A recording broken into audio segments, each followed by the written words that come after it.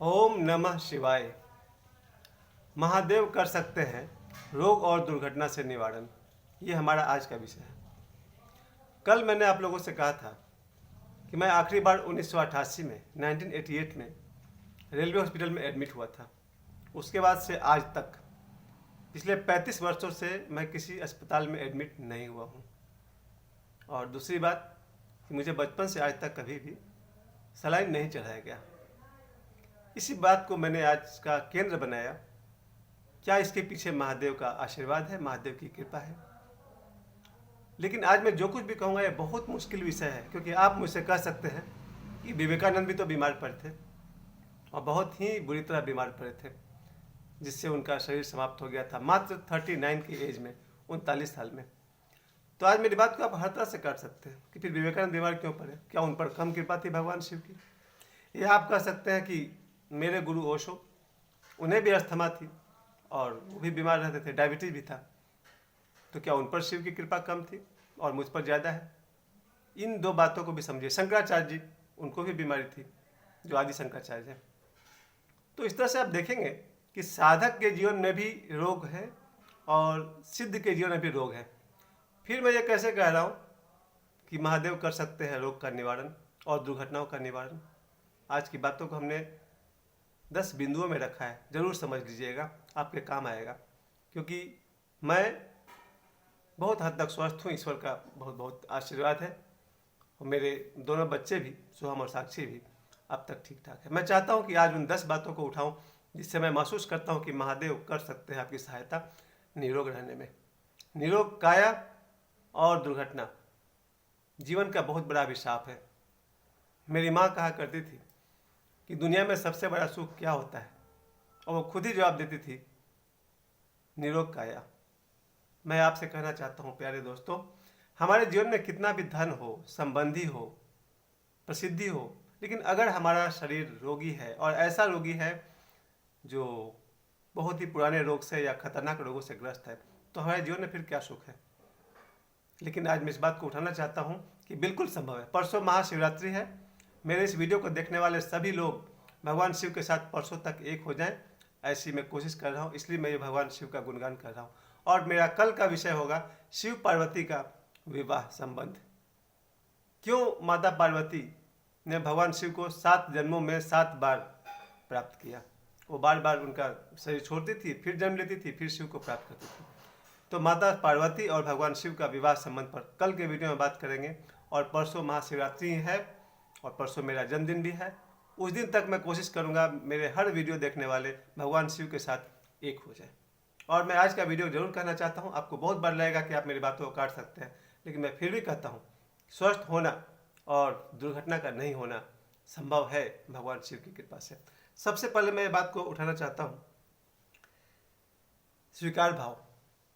विवेकानंद जैसे लोग जब बीमार पड़ते हैं ना, तो वो लोग बीमारी को भी स्वीकार कर लेते हैं। वो लड़ते नहीं हैं हमारी तरह।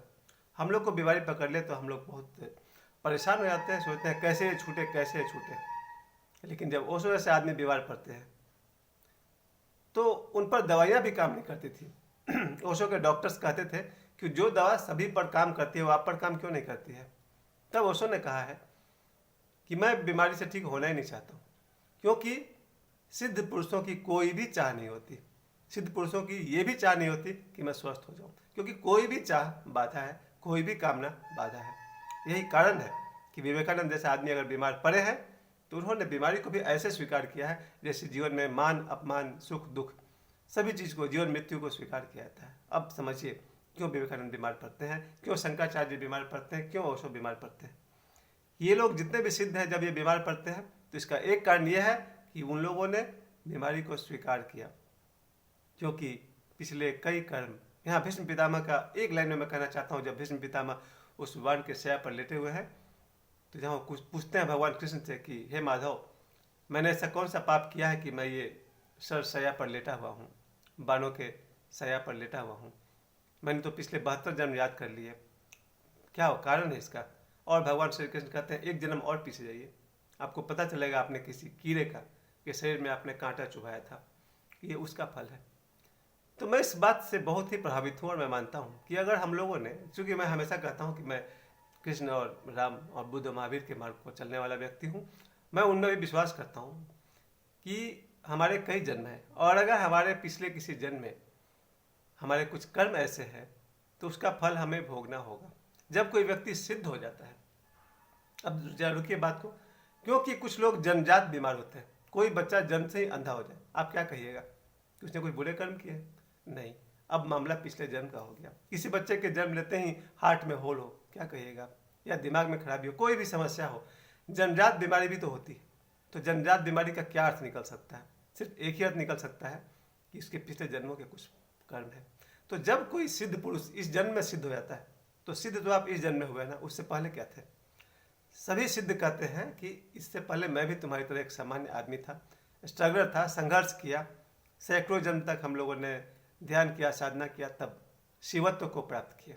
तो अब मैं आपसे कहना चाहता हूँ कि अगर विवेकानंद को कोई बीमारी हो रही है, वो उनके पिछले किसी कर्मों का फल है जिसे वो स्वीकार कर रहे हैं। अगर ओशो कुछ हो तो वही बात है कि ओशो भी आखिर पहले तो सैकड़ों जन्म ले चुके होंगे ना कहीं तो कुछ फॉल्ट रहता होगा। और अभी का फॉल्ट का तो बात ही समझ जाइए कि हम बीमार पड़ते हैं इसलिए क्योंकि हम कहीं ना कहीं गलत हैं। आप बताइए ऐसा कौन सा बीमारी हम लोग को होता है जिसका कारण हमें नहीं पता हो? हम जानते हैं सर्दी हुई तो क्यों, बुखार हुआ तो क्यों, हमें हमारे साथ जो कुछ भी होता है उसका कारण हमें पता होता है।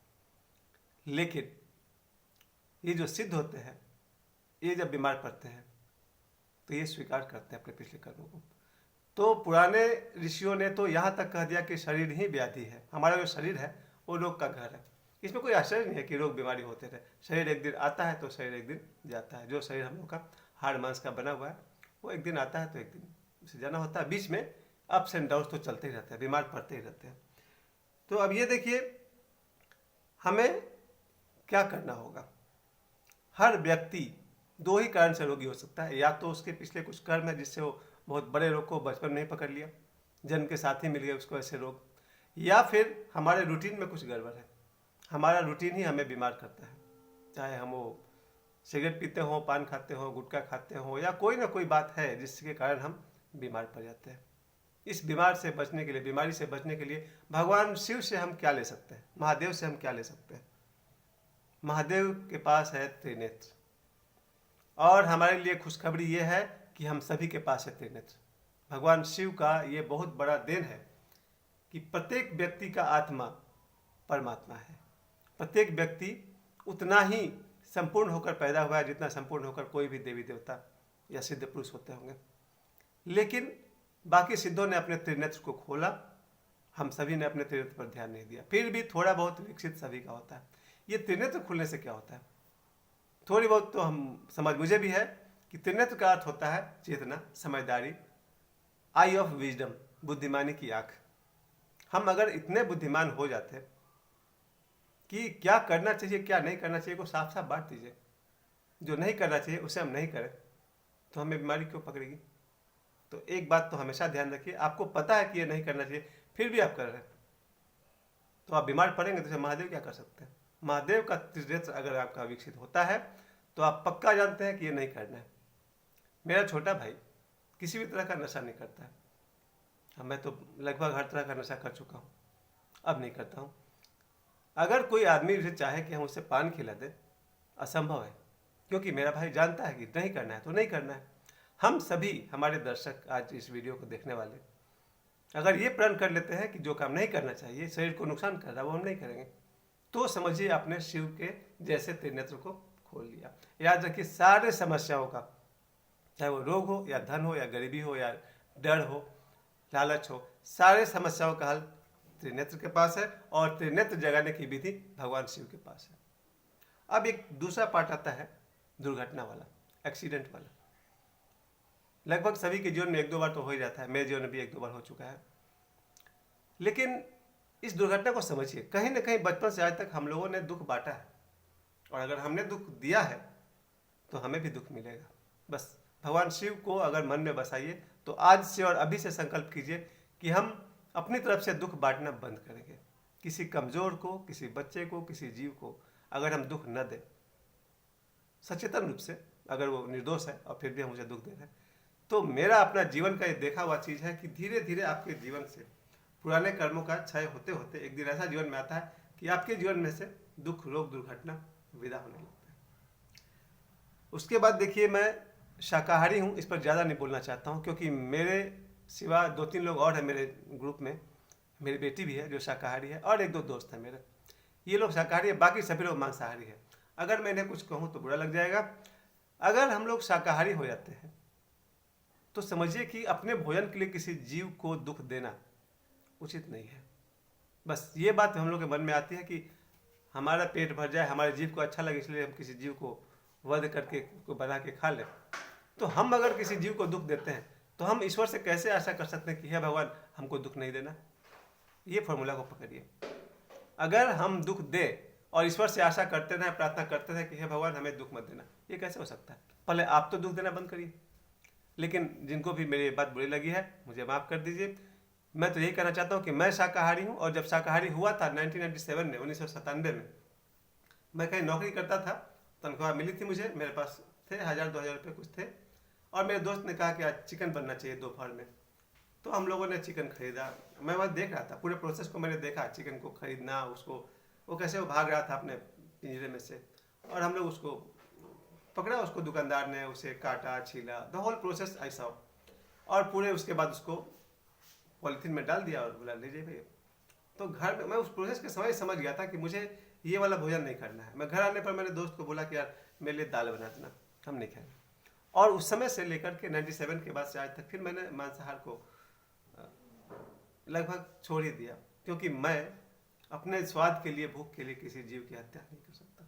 आप मुझसे बहस कर सकते हैं कि फिर पेड़ पौधे भी तो जीव है, उसका एक अलग डायमेंशन है, थोड़ा नज़दीक है, प्रकृति के नज़दीक है मांस शाकाहार भोजन। तो मेरा मानना है कि अगर हम सब शाकाहारी हो जाए आज से या बीच, अब मेरे 2-4 दोस्त हो गए हैं, मेरे 2-4 दोस्त धीरे धीरे उन्होंने मांसाहार को नापसंद करना शुरू कर दिया। तो मुझे लगता है कि जो लोग दूसरे जीव को दुख देना बंद कर दिए हैं, धीरे धीरे उनके जीवन में दुख आना कम हो जाएगा, और एक समय आएगा जब उनके शरीर में रोग और दुर्घटनाएं नहीं आएगी। और एक जरूरी बात और याद रखिए, रोग और दुर्घटना हमारे पापों का फल है। ऐसा कभी हो ही नहीं सकता है कि हम पाप ना किए हों। पाप का मतलब सीधी सी बात है, बेहोशी में की जिंदगी। अगर हम बेहोशी की जिंदगी जीते हैं तो हमसे पाप तो हो ही जाता है, और हम पाप करेंगे तो रोग बन के आएगा या एक्सीडेंट बन करके आएगा। तो चलिए आप लोग समझ गए इस बात को कि शाकाहार को मैं ज़्यादा पसंद करता हूँ मांसाहार से। आगे आपकी मर्जी है। लेकिन उसके बाद हम लोग ये देखते हैं कि ध्यान, योग और व्यायाम और नींद और आहार, अंतिम बात, अगर ये 5 चीज़ हम लोग, ये त्रिनेत्र कारण बोल रहा हूँ। भगवान शिव, एक तो मेरा जन्म महाशिवरात्रि का है, शायद मेरा जन्म से लेकर अभी तक कहीं ना कहीं शिव भगवान का मेरे ऊपर ये प्रसाद रहा है, आशीर्वाद रहा है कि मैं इनको, इन 5 चाबियों को स्वस्थ रहने का बहुत बड़ा राज समझता हूँ। जिसमें से पहला मैंने हमेशा कहा है नींद को। जो भी व्यक्ति रात्रि में जल्दी सो जाता है, अगर कोई काम ना हो तो 10-11 बजे के बीच में, जब भी, मैं मानता हूँ वो हुआ शिव का भक्त, क्योंकि वो देख रहा कोई काम नहीं है, प्राकृतिक रूप से रात सोने के लिए बनी है, और हम फिर भी अगर मोबाइल चला रहे हैं, टीवी देख रहे हैं, तो हम शिव भक्त नहीं है भाई। शिव भक्त का अर्थ होता है त्रिनेत्र में स्थित। जो त्रिनेत्र में स्थित होने का प्रयास कर रहा है, जो साधक है, वो रात्रि को अगर जग गया तो उसके शरीर में बीमारी पैदा होगी। फिर वो नहीं कह सकता शिव से कि मुझे निरोग कर दो। शिव तो याद दिलाएंगे कि भाई आप रात को ज़्यादा जगते हो, उसकी ज़रूरत नहीं है। अगर ज़रूरत नहीं है तो मैं पहली बात कर 5 बिंदु की जो मैं बात करने वाला हूँ, पहली बात मैं हमेशा कहूँगा नींद की। अगर आपका नींद 6 घंटा या 7 घंटे का है, रात की नींद, तो आपके जीवन में रोग बीमारी धीरे धीरे विदा होने लगेगी, क्योंकि नींद से, विश्राम से शरीर को शक्ति मिलती है। और दूसरी बात मैंने हमेशा जोर दिया आहार पर। मैं खुद लालची आदमी हूँ, लोभी आदमी हूँ, लेकिन मैं अपने बारे में एक बात कहता हूँ। मेरी पत्नी 13-14 साल मेरे साथ रही, मैंने कभी नहीं कहा कि भूख लगी है खाना निकालिए, कभी नहीं कहा। इसका मतलब आहार को लेकर मैं कहीं बहुत ज़्यादा परेशान नहीं था। 13-14 साल के वैवाहिक जीवन में मैंने पत्नी को कभी नहीं कहा कि खाना निकालिए, भूख लगी है। भूख लगी है शब्द का मैंने कभी इस्तेमाल ही नहीं किया। मेरे दोनों बच्चे हैं, 18-19 साल का बेटा है, 14 साल की बेटी है। मैंने आज तक उनको नहीं कहा कि भूख लगी है, खाना निकालो या खाना बनाओ।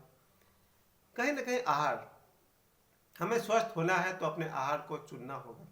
उतनी समझदारी आप सबको है कि आहार कैसे होना चाहिए। जिससे मैंने पहले राय दिया कि शाकाहारी हो, और दूसरी जो राय है आप सभी जानते हैं कि हमारा आहार कैसा होना चाहिए। निश्चित रूप से हल्का आहार। जीवन में पहलवानी और मारपीट करना ही कितना है, शायद कभी नहीं। तो हमारा आहार अगर शुद्ध है, ताज़ा है, गर्म है, आहार के विषय में आप सबको जानते हैं, तो आपकी जीवन की सभी बीमारियां धीरे धीरे विदा होने लगेगी। कल परसों ही मेरे एक दोस्त ने कहा था कि बहुत सारे 100 बीमारियों ने शरीर को घेर लिया है। तो सर 2 बातें मैंने आपको बताई। पहला कि नींद आपका, आज से ये वीडियो देखने के बाद, और जो कोई भी मेरा मित्र इस वीडियो को देख रहा है, मैं उनसे निवेदन करूंगा कि मेरे पिछले वीडियो को भी देखें और कृपया मेरे चैनल को सब्सक्राइब करें, ताकि मैं अपने अनुभव आपको बांट सकूं। आपकी नींद 6-7 घंटे की आज से हो। एक तो मैं करता हूँ और मैं करता रहूँगा। मैं एक बार रात को सोता हूँ तो सीधे सुबह उठता हूँ, और ये मेरे स्वस्थ जीवन का राज है। और दूसरी बात, मैंने आहार की बात की। आहार कैसा होना चाहिए आप सबको पता है, सुपाच्य हो, शाकाहारी हो, और बाकी सब, इसलिए बताने की जरूरत ही नहीं है। और तीसरी बात, व्यायाम। सांसारिक दृष्टि से व्यायाम करना चाहिए। मैं रोज सुबह 100 बार उठक बैठक लगाता हूँ, या सोफा पर पुशअप करता हूँ। सोफा मेरे पीछे ही लगा हुआ है, ऐसा ही सोफा उस रूम में है। अगर कोई व्यक्ति साल भर प्रतिदिन सुबह में 100 बार उठक बैठक करता हो, पुशअप करता हो, वो कहीं ना कहीं बीमारी से लड़ने की ताकत उसके शरीर को मिलेगी। लेकिन बेहतर होता, अच्छा होगा कि हम सब बाहर ग्राउंड में खुले में जा करके 15-20 मिनट व्यायाम कर सके, फास्ट एक्सरसाइज कर सके। तो मैंने पहले कहा नींद, दूसरा था आहार, और तीसरा है व्यायाम। चौथा नंबर है योग। योग कर सकता है आपको निरोग, कर ही देता है अगर आप योग प्रतिदिन करते हैं। और आजकल तो योग समझाने के लिए रामदेव बाबा भी हैं।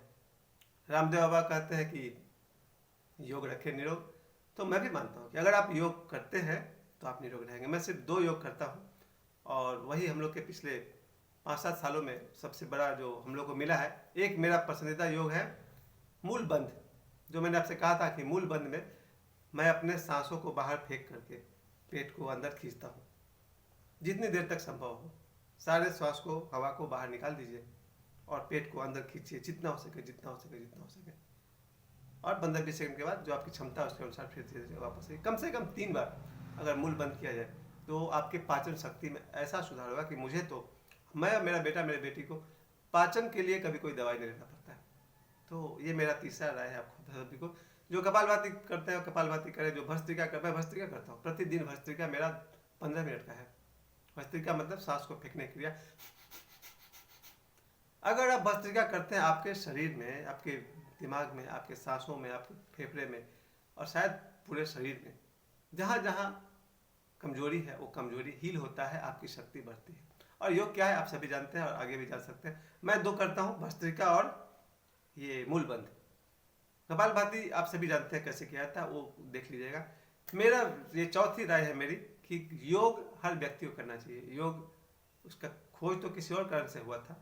पतंजलि मुनि ने जब योग पर किताब लिखी थी तो उन्होंने कहा था कि मैंने विभिन्न जगहों से इस ज्ञान को एकत्रित किया है।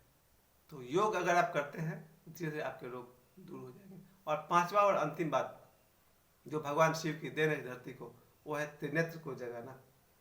त्रिनेत्र को जगाने का प्रयास प्रतिदिन किया जाए। अगर आप 1 घंटे तक किसी शुद्ध आसन पर बैठ करके आंख बंद करके अपने इस मध्य बिंदु को देखते हैं लगभग 1 घंटे तक, या उससे ज़्यादा जितना हो सके, धीरे धीरे आपका त्रिनेत्र काम करने लगेगा। और आप सभी जो इस वीडियो को देख रहे हैं, जरा बताइए जिंदगी में कितनी बार हुआ होगा आपने कुछ कहा और वही हुआ। वो त्रिनेत्र का कमाल है। आपने कुछ चाहा और शाम तक वो हो गया। आपने कुछ कहा, वही कुछ सुनाई पड़ा। किसी को याद किया, कोई आ गया। जीवन में चाहा कभी और, मिला आज। ये त्रिनेत्र का कमाल है। तो ये अंतिम बात है। महाशिवरात्रि परसों से है, और अभी से मेरे हर मित्र वचन दे कि सुबह हो या शाम, अगर 1 घंटा ध्यान किया जाए तो आप स्वस्थ रह सकते हैं।